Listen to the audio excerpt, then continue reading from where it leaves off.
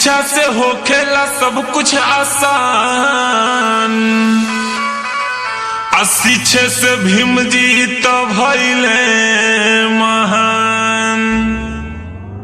बढ़ा बढ़ा बहुजन, बढ़ा बढ़ा बहुजन, खूबे लिखाए और पढ़ाई आगे बढ़ा बहुजन, खूबे लिखाए और पढ़ाई आगे बढ़ा बहुजन, आगे बढ़ा बहुजन, आगे बढ़ा बहुजन, आगे बढ़ा बहुजन, अपन हक खातिर लड़ाई आगे बढ़ा बहुजन, खूबे लिखाए और पढ़ाई आगे बढ़ा बहुजन।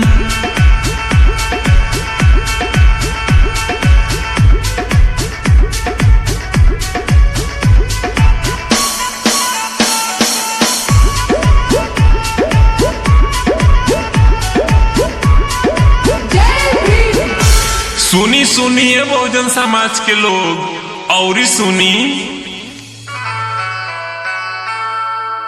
बहुजन समाज ही तो रहे गुलाम।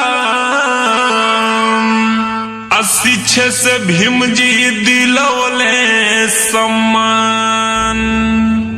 बढ़ा बढ़ा बहुजन, बढ़ा बढ़ा बहुजन, मनुआ दियन से लड़ाई आगे बढ़ा बहुजन, मनुआ दियन से लड़ाई आगे बढ़ा बहुजन, आगे बढ़ा बहुजन, आगे बढ़ा बहुजन, आगे बढ़ा बहुजन, जन गुलामी में तू सड़ाई आगे बढ़ा बहुजन, जन गुलामी में तू सड़ाई आगे बढ़ा बहुजन, खूबे लिखाए और पढ़ाई आगे बढ़ा बहुजन।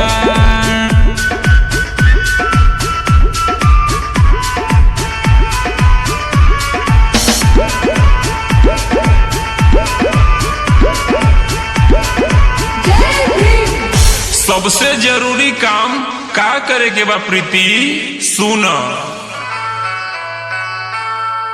खूब लिखा पढ़ा और सबके पढ़ावा। कहेला रबिया तू मिशन बढ़ावा। बढ़ा बढ़ा बहुजन, बढ़ा बढ़ा बहुजन, बना भीम जैसन बड़ा आगे